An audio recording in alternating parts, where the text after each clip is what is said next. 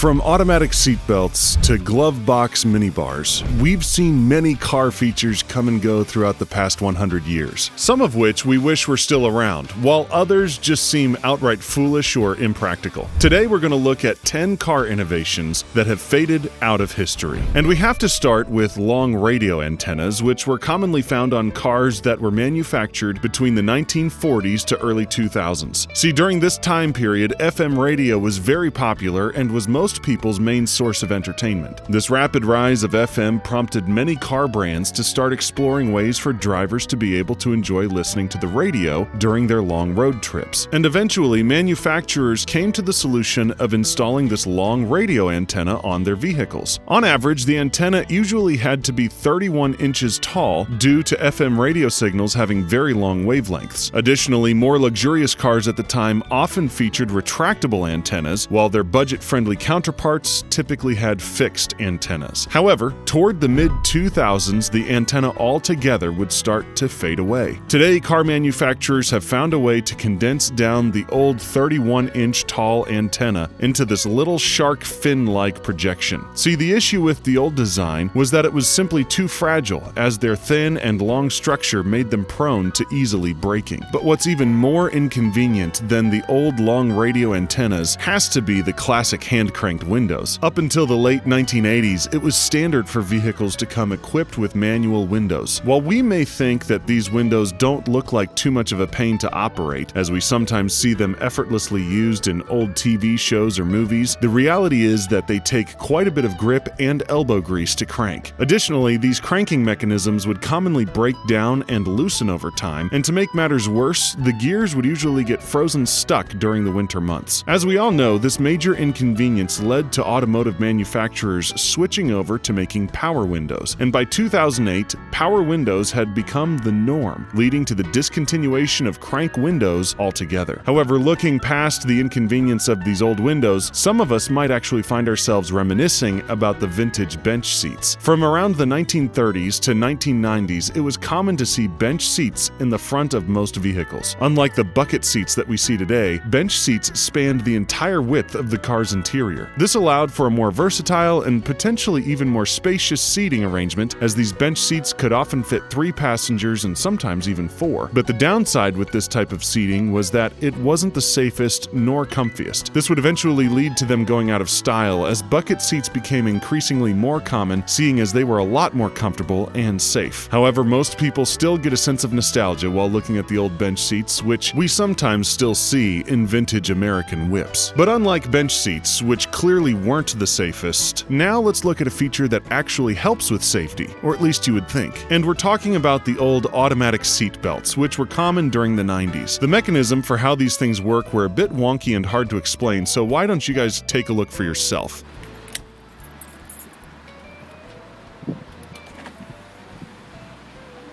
See, during the 70s, many experts thought that automated seatbelts would be the ultimate fix for reducing traffic deaths. And by the mid-80s, legislation was produced that ordered the entire auto industry to implement automatic seatbelts. Keep in mind, this was all happening during a time where less than 20% of drivers were even using seatbelts. But automating the issue clearly wasn't the right solution, as while the seatbelt that went around the chest was automated, the belt that went around the lap was not. This would lead to many drivers disregarding the lap belt, which would end up being more dangerous than not having a seatbelt on at all in certain circumstances. And by the time that airbags began being mandated, lawmakers started to see that you can't automate away human stubbornness of not wearing a seatbelt. Today, automated seatbelts are almost never seen, but state laws often mandate passengers to still buckle up. But let's stop looking at boring safety features and instead look at something a bit more stylish: wooden side doors. Cars that featured these types of wooden panels were often called woodies, most popular from the 1930s to the 1960s. This appearance of polished wood gave cars a fine wooden furniture type feel. However, by the mid-1950s, the woodies would be discontinued as full steel bodies became the new norm. See, the issue with wooden car bodies was that they simply lacked strength, safety, and durability. Today, woody cars give most people a sense of nostalgia, as it takes them back to an old vintage car era. But something that we forgot to mention is that most woodies were station wagons. These wagons were popular from the 1950s to 1960s. See, the wagon was the perfect type of vehicle for families looking to haul their kids and gear on long road trips. On top of that, many liked the unique seating arrangements that wagons were capable of due to their dimensions. They often had 3 rows of seats, with the first 2 being front-facing and the last row being rear-facing. However, wagons started to go out of style after minivans hit the market. Unlike wagons, minivans actually had good fuel economy and managed to be even more spacious as well. Today, wagons are very rare to see, but despite this, they still laid the foundation for the success of modern SUVs and crossovers. Moving on, let's now look at a car feature that we sometimes see in popular rappers' music videos, the classic Suic de Doors. See, these are doors that had rear hinges and were backward opening. Doors like these were common on vehicles back in the 1930s gangster era. Many people liked these doors because when you open them in the front and the rear, it gives the car a grand feeling, almost like you're walking into a mansion. But the downside was that they weren't the safest, and the installation of them was a lot harder than you probably think. This would eventually lead to the rear hinged doors fading away in favor of the front hinged doors that we often see today. Despite this, some luxury brands like Rolls-Royce still use the old rear hinged style to give their cars that premium aesthetic. But another car feature that some might even consider to be more elegant than the rear hinged doors have to be the in-car cigarette lighter and ashtrays. From the mid-1950s to mid-1990s, it was common to see most cars equipped with cigarette lighters and ashtrays, as smoking was very popular. But as time went on, the health concerns around smoking would rise, and smoking as a whole started to become less socially acceptable. On top of that, many states started to prohibit people from smoking while driving. This would then lead to the in-car cigarette lighter and ashtray to go out of style, as smoking was not as popular as it once was. Today, the old cigarette lighter socket is now replaced with a power outlet, allowing you to charge your electronic devices. Now, if you thought our last 2 features were luxurious, just wait until you see our next one, the glove box minibar. Some of you guys might think that these are only seen in movies, but they were actually around back in 1957 on the classic Cadillac Eldorado Broom, more commonly known as the Frank Sinatra car. This vehicle was known to have a plethora of random features, but the most notable one was the minibar inside the glove box, which allowed passengers on board to get a taste of elegance by fixing up a shot of their favorite drink. However, the issue with the minibar was that it made it more accessible for the driver to have a drink, and we all know that drunk driving is a recipe for disaster. Despite this, we occasionally still do see the in-car minibar installed in luxurious vehicles like Bentleys, but they were never able to become mainstream, seeing as how pricey and potentially dangerous they were. But let's stop looking at these outlandish features that we honestly don't really need, and instead look at something a bit more practical, the built-in car phone. These were popular through the 80s and 90s, and it was often seen as a sign of wealth if your car had a built-in phone. Installed directly in your vehicle, it allowed drivers to communicate with their people whenever they pleased, which was thought to be a huge technological advancement at the time. However, as cell phones became more common, it seemed like the built-in car phone was losing its practicality and eventually was completely discontinued. Today, cars use Bluetooth technology, which allows drivers to connect their phone to their vehicle, making communication as easy as can be.